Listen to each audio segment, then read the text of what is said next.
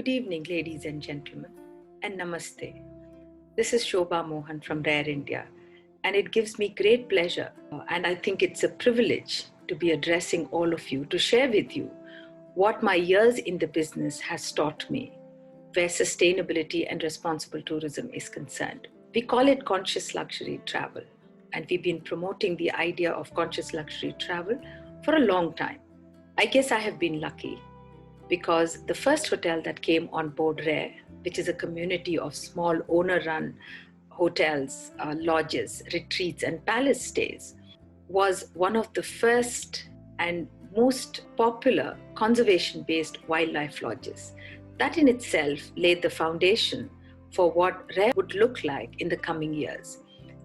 As we grew organically, more and more people who believed that it has to be people and planet first joined our group. And today, we are a healthy and a happy community of over 70 hoteliers, lodge owners, palace hotels, homestay owners, and retreats from across India, Nepal, Bhutan, and soon to be joining us from Sri Lanka. I must thank Unite for giving me this opportunity to talk to all of you about what I believe is going to be the future of travel across the globe. This is a call out for all travel enthusiasts, all those lovers of travel, all those who are passionately engaged in promoting destinations, and also all of us whose very heart and soul is entrenched in the idea of moving from one place to another, exploring outside of ourselves, and in the process also exploring what is within us. When we began in 2004, every hotel that joined the community talked a lot about initiatives that actually worked towards treading softly on the environment, engaging the community, being low on harsh chemicals, or being conscious about their use of plastic, of how they use resources.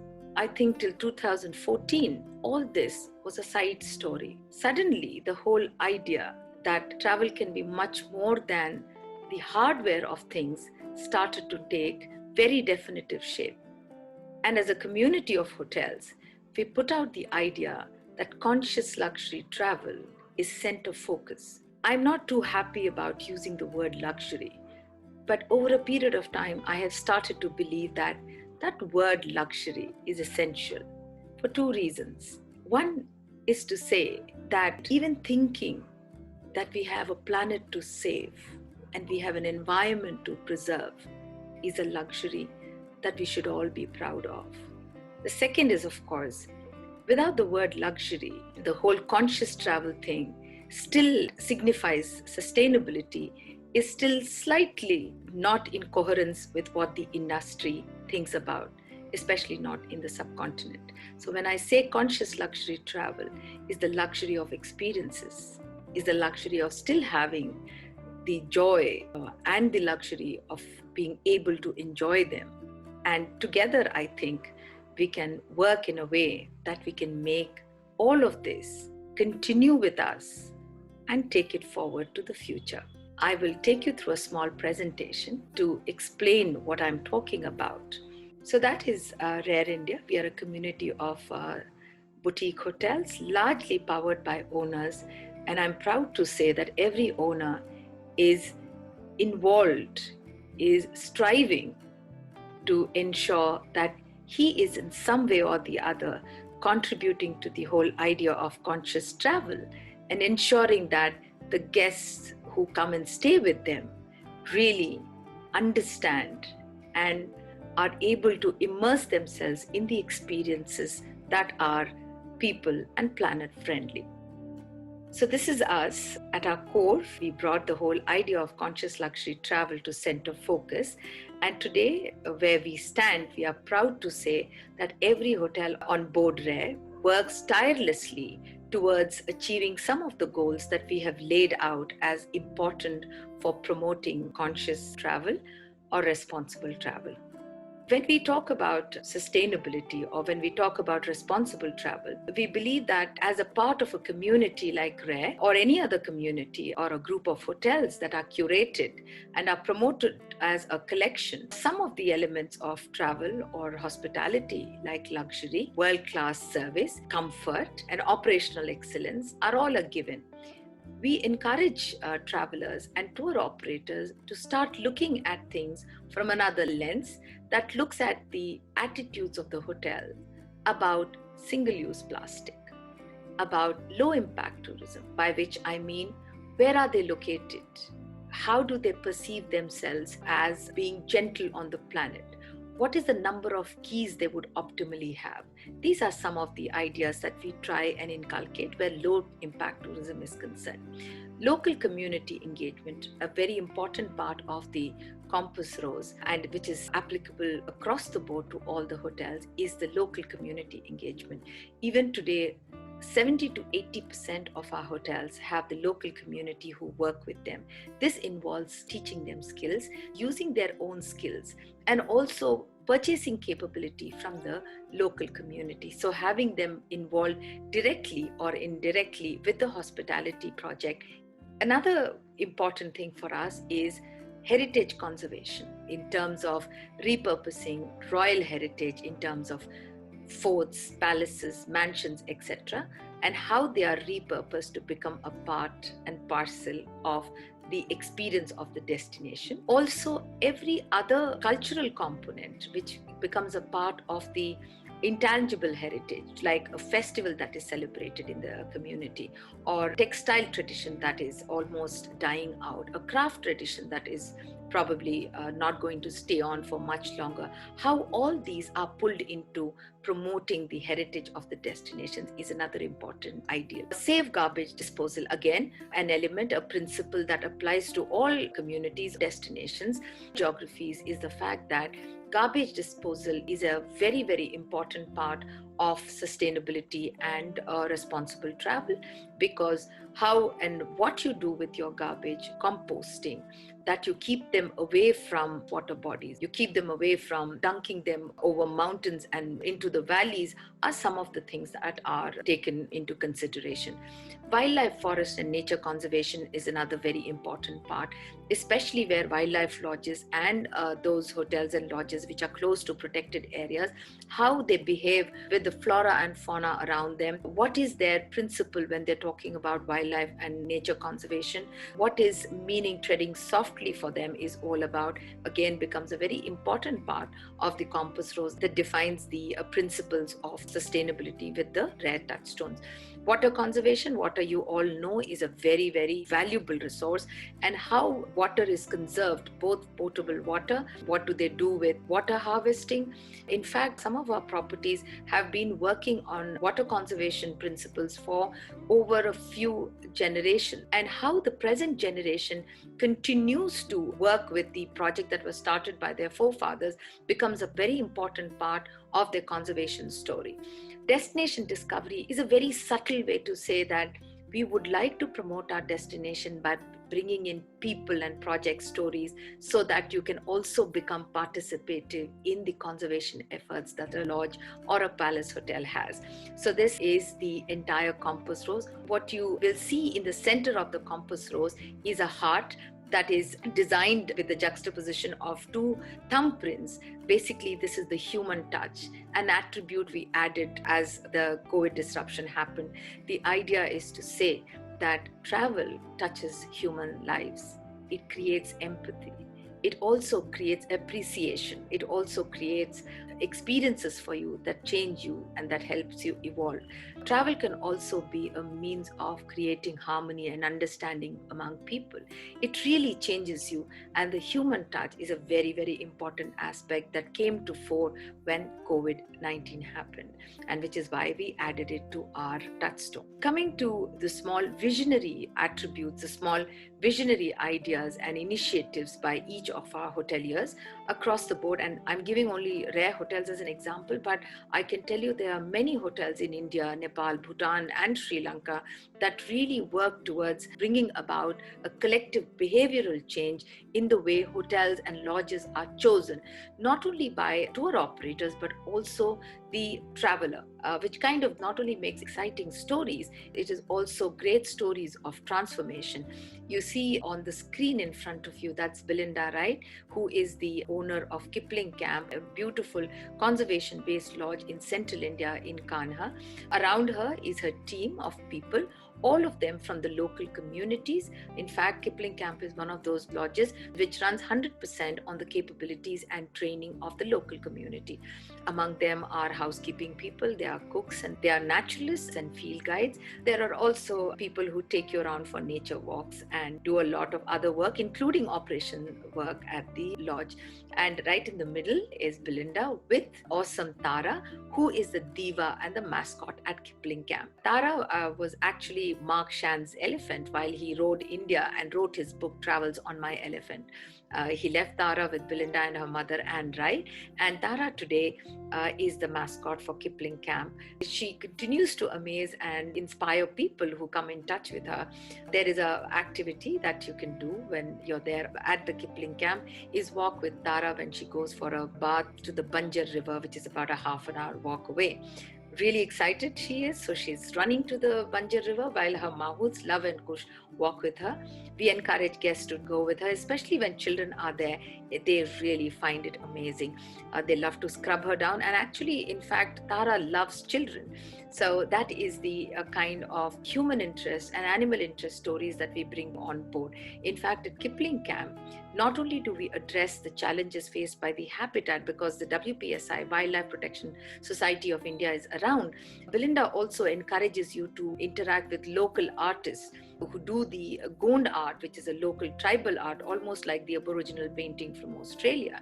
And she also encourages you to go and look at other destinations in and around, go and explore villages and the village market, so that your understanding about wildlife is also about understanding the proximity of the community and what it does to them when they are in the vicinity of a national park. The product ultimately, which is the way your lodge or your hotel or your heritage palace looks and the way it is conceptualized, becomes the center of attention, which means it draws your attention to everything in your surroundings. For example, this is Rene Pani again in central India in Satpura. The architecture of this, each of the cottages that are there in Rene Pani are inspired by the local community buildings that you see. Each of the cottages are inspired by the traditional architecture of the local people. This does two things. You are in context with the rest of the forest around you. It also encourages that the local people continue to build their homes in the traditional style, which is perfect for the location that they are in. The concept and experience, of course, is another inspiring aspect of hoteliers and lodge owners who believe in sustainability, is because they also set benchmarks not only in architectural style, but also in the conceptualizing of the experience that weaves in everything that is in and around them into one swell experience. For instance, Glenburn Cottages, which is a plantation retreat very close to Darjeeling, is one of the few plantations over 1600 acres that is dedicated to growing Darjeeling tea. The service benchmarks, the design benchmark, the design of the experience that includes the tea picking, the communities around, the village schools that are in the 1600 acres, because there are over 8 villages there, the walks in the tea gardens with naturalists to experience birding, for instance, going down to the river to probably experience a stay in the log cabin. These are experiences that are woven into the Glenburn experiences, including the cuisine, which is a great mix of Nepalese, Anglo-Indian, Bengali, and North Indian cuisine. So all of this kind of comes together as a great experience for people who come and stay there minimum they stay for about 5 nights, with a lot of outdoor places for you to sit and experience and enjoy great views of the Kanchenjunga. So these kind of properties really set a benchmark, not only for the experiences they provide, but also the way they include environment, people, and everything into conceptualizing their experiences. Heritage conservation is again a very important part when we talk about conscious travel. How you choose, why you would choose a hotel to stay in can also be a choice based on the heritage component of a particular lodge or a hotel or a palace stay that you are choosing. This, for example, is a beautiful little fort in Rajasthan, pat in between Jodhpur and Udaipur, almost equidistant. And the family actually had worked and put in their personal time and finances into restoring what was their ancestral property. Today, it is a beautiful 10-suite hotel which the family together manages and gives you a great experience. I would like to point out here that when you choose a heritage hotel over any group or chain hotel, please remember small standalone heritage forts and palaces are independent individual endeavors and require a lot of commitment of time and money, which these owners have put in themselves so that a piece of history can be preserved for times to come. I proudly call them as custodians of history. Remember, when they are preserving this piece of history, it is not only the architecture, every other cultural element that is entangled with this piece of history in terms of art, craft, and cuisine, folklore. All of that gets reinstated as experiences that are offered to travelers. There is a lot of knowledge building, which is very essential. A lot of hoteliers, again, I won't say this is typical to rare hoteliers themselves, a lot of small boutique hoteliers, a lot of independent hoteliers are very focused on creating fantastic narratives that will really inspire travelers to come and stay with them. Not only stay in terms of hardware and the visual quality of it, it is also to inspire them to see what they have preserved and what they are trying to build awareness for, and also create knowledge for them. This tiger that you see to your left, if you look at it very closely, is actually a collection of various wild animals, birds, reptiles, mammals, and there is an elephant also you can see in the middle. This is by Jim's Jungle Retreat, which is in Corbett, which unfortunately had a very bad press for years. Though it is one of our first national parks under Project Tiger, one of the largest national parks, and one of those parks that is being on the foothills of the Himalayas, has an amazing biodiversity. So a visual like this with a tagline that says, "Seek the tiger, find the jungle." It basically says when you're going in there looking for the tiger, you will find the whole jungle, because a tiger without his jungle is nothing. Creating awareness for habitat loss, insensitive safari tourism, hotels and products that have been creating a lot of noise pollution and creating a lot of mess in the area. All of it has been slowly been addressed, not only by the government, but also by the local lodge owners. So Corbett is back in business again, and in my opinion, one of the most beautiful parks on the foothills of the Himalayas. The fort that you see to the right is another amazing story of how a tiny fort, which just offers 6 suites and 6 tents, has made it to be a very integral part of India tourism map, especially in Rajasthan. Now, these are the kind of projects that I'm very fond of promoting and seeking help from travelers and visitors to come and stay, because if it wasn't restored and repurposed as a heritage property, it would have crumbled and fallen on the wayside. Human interest stories are really inspiring, and these are some of the ideas and ideals that are offered as narratives for travelers to choose one wildlife lodge over the other. And these are some very interesting stories. This is called the Starbed, and it is placed in slightly bordering the buffer zone forest, close to a lodge that is in Pench in central India. This is called Starbed. It is a star attraction also because you can actually sleep under the stars with this experience. Now, the human interest story in this is, it is set on a farm, very close to a farmland, which the farm owner has been trying to maintain for a very long time because there is the menace of the wild boars. As an initiative to encourage the farmer to keep farming, usually otherwise these things get sold, somebody else will buy and construct something over there, or even sometimes probably poison the wild boar or something like that, just to encourage and create awareness within the village community against this kind of practices. The owner of Jamtara Wilderness Camp has leased this place out, for which he pays from the proceeds that come from hiring out the star bed. My point is just to say each one of these beautiful ideas and activities has a little story that indirectly or directly contributes to conservation.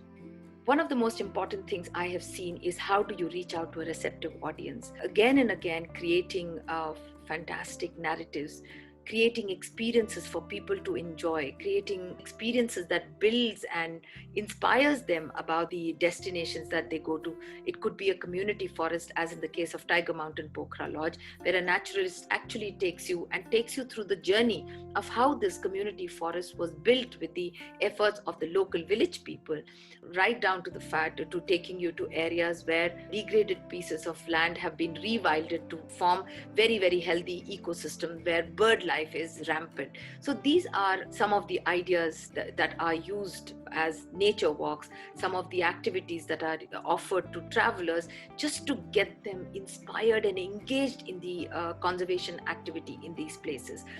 It is not something outside of the realm of the destination. It is a part of the destination.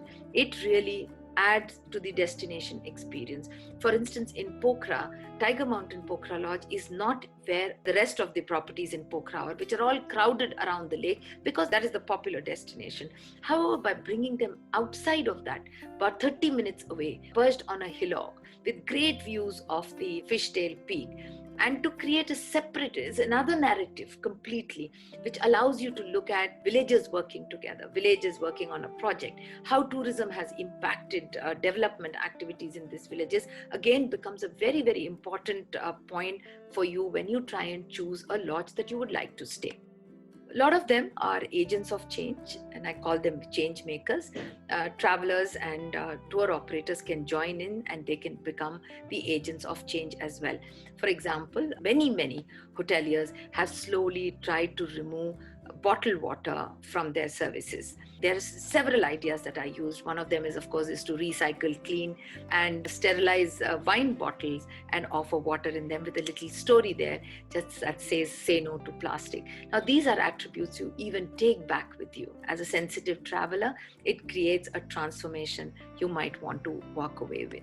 Building communities is another important point. Not only do we build a community within the destination where every community stakeholder, a farmer, a craftsman, a textile worker, all of these people add to the experience of the destination, and tourism directly or indirectly contributes to their well-being and development. That is building the community at the destination. Then the community of travelers, and then the community of people who would be using and promoting hoteliers as this. So building a community is very, very essential, because for that, you have to believe in what we believe. You have to believe in what the hoteliers believe. You have to be convinced by what he believes in and why he is doing what he's doing, and why he would like you to come and stay with him and help these people in their endeavors. This, for example, is Changnang in Nubra Valley, where they work with local farmers. They grow layberry, which is sea buckthorn, which is supposed to be very, very high in vitamin C,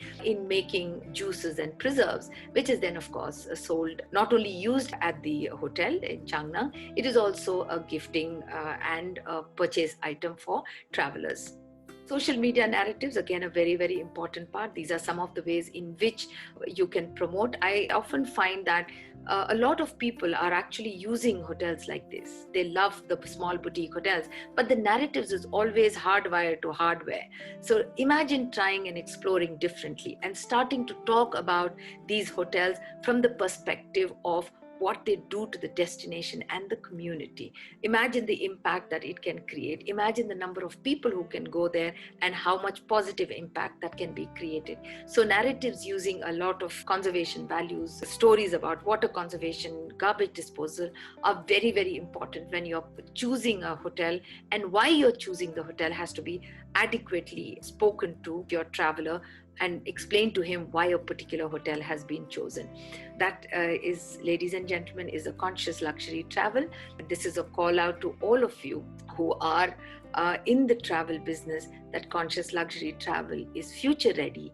And with this whole conversation after COVID about how much we have to be valuing our planet and how much positive impact is possible simply by people traveling from one place to the other, is an important part of your travel strategy. And this could be something that would be valuable and important for a long time to come.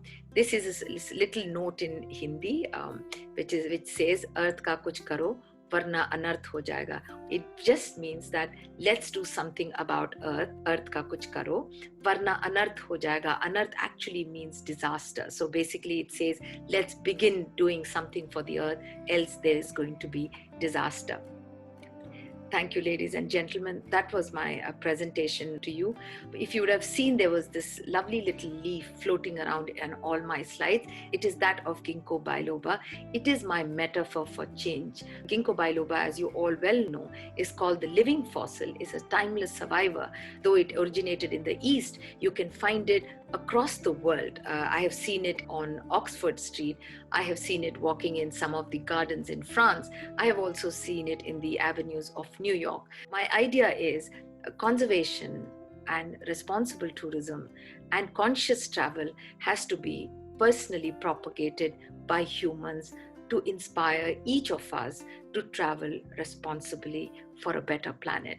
Thank you very much. Namaste.